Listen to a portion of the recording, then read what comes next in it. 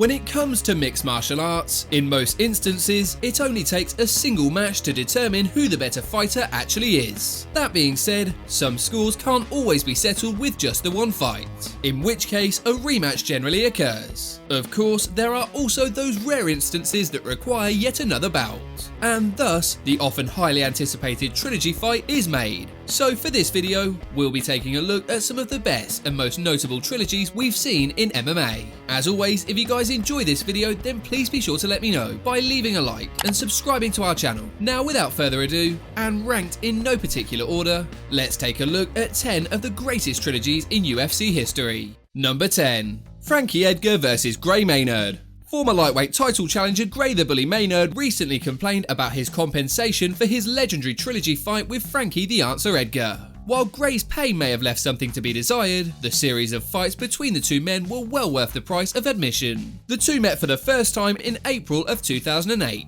That evening, the Bully used his high-level wrestling to secure a unanimous decision victory. Their second fight at UFC 125 featured one of the most dominant rounds an athlete has ever put together without stopping their opponent, as Gray absolutely pummeled his rival for the better part of 5 rounds. Despite losing the first round decisively, Frankie Edgar rallied back to earn a draw and retain his title. The contest went on to win Fight of the Year honours and featured arguably the greatest comeback in UFC history. The two squared off for the third and final time at UFC 136. This time around, it appeared that Edgar had found the answer as he capped off the trilogy with a KO victory to once again retain his title. Number 9. Cain Velasquez vs Junior Dos Santos. After defeating Brock Lesnar for the title at UFC 121, Cain Velasquez looked poised for an extended stay atop of the heavyweight division. However, Dos Santos changed that narrative in an instant by knocking out Velasquez in his very first title defense. While JDS may have taken the first bout of what would become a memorable heavyweight trilogy, it would go on to be his only win in the series. In the rematch at UFC 155, Velasquez dominated his opponent for 5 rounds, winning back his heavyweight title whilst also setting the stage for the third and final fight. Then, in their final encounter, Velasquez ended the trilogy in style by earning an emphatic TKO victory in the 5th round.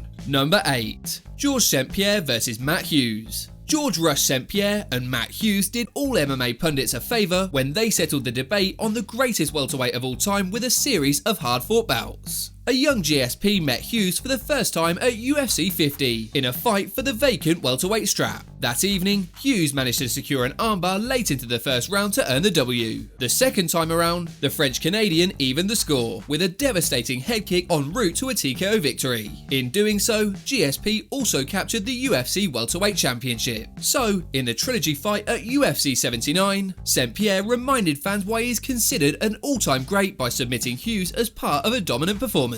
Number 7. BJ Penn vs Matt Hughes. BJ Penn's star-making win at UFC 46 set the stage for a somewhat unlikely trilogy. Though the prodigy is best remembered as a lightweight, the win over Hughes made him the new UFC welterweight champion. However, following a contract dispute, Penn left the UFC and vacated the welterweight crown. As a result, Hughes was allowed to reclaim the title and pick up where he left off. Following his return to the promotion, Penn was scheduled to face Hughes for the strap at UFC 63. However, this time around, the prodigy came up short, as the Hawaiian was caught in a crucifix and finished with a barrage of punches. The third meeting between these two legends was not a drawn-out affair. This time around, Penn managed to put his stamp on the trilogy by knocking out his opponent in just 21 seconds. Number 6. Randy Couture vs Chuck Liddell.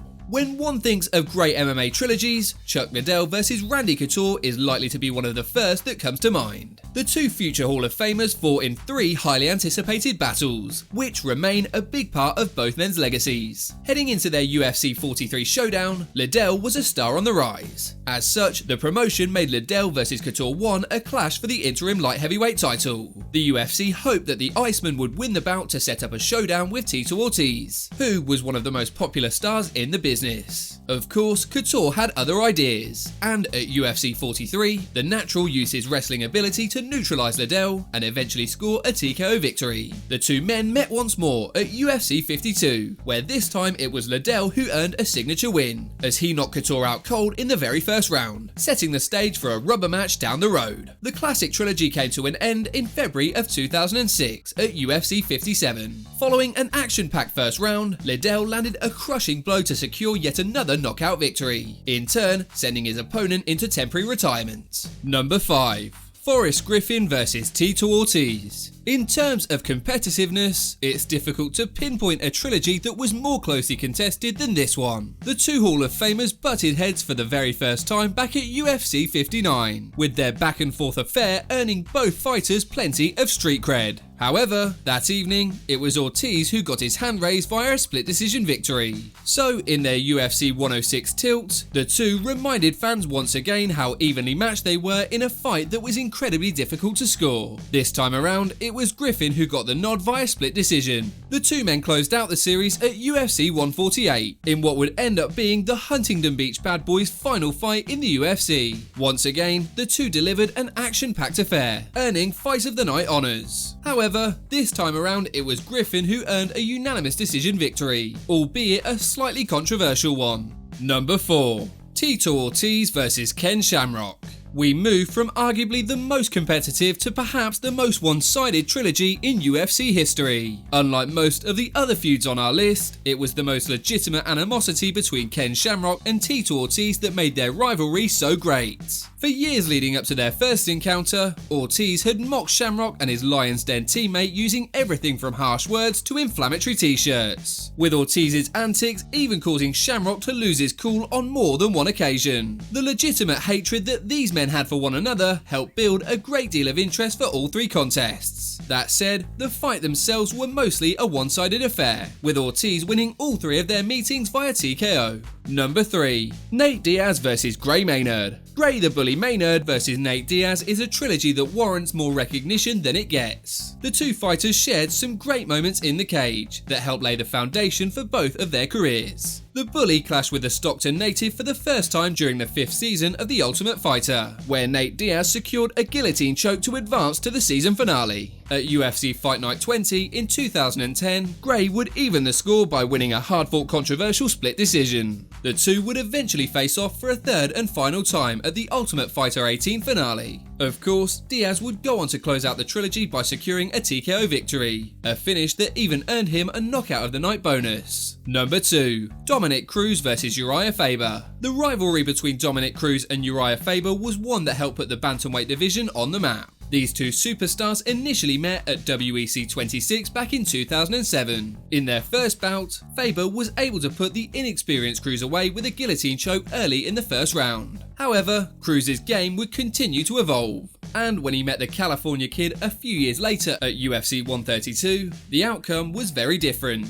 UFC 132 saw Cruz utilise his somewhat unorthodox striking, as he earned a decision victory and defended the Bantamweight Championship. The third and thus far final match between the two went down at UFC 199. In the rubber match, Faber seemed bewildered by Cruz's stand-up game, and was ultimately beaten in convincing fashion. Given that both fighters are still active and coming off of losses, a fourth fight isn't entirely out of the question. Number 1. QUINTON Rampage Jackson vs Wanderlei Silva. QUINTON Rampage Jackson vs Wanderlei Silva is a rivalry that has spanned 3 promotions. This is a classic example of two fighters who simply couldn't stand each other, and the violence displayed inside the cage only served to drive the point home. Their first 2 encounters took place under the Pride banner in Japan, where the Brazilian was able to win both Pride bouts via TKO and KO respectively. A little over 3 years later, in 2008, the two men clashed for a third time at UFC 92. This time, Rampage earned a measure of revenge by knocking out his rival with a devastating left hook in another violent affair. In truth, Jackson vs Silva is technically a quadrilogy, as they fought for the 4th time as members of the Bellator roster in 2019, though quite frankly, both men were past their respective primes. That said, Jackson still managed to tie the series with a TKO victory, so who knows, maybe we'll see a 5th bout to settle the score. As always, if you guys enjoyed this video, then please be sure to let me know by leaving a like and subscribing to our channel. Apart from that, thanks so much for watching guys, and we'll see you on the next video.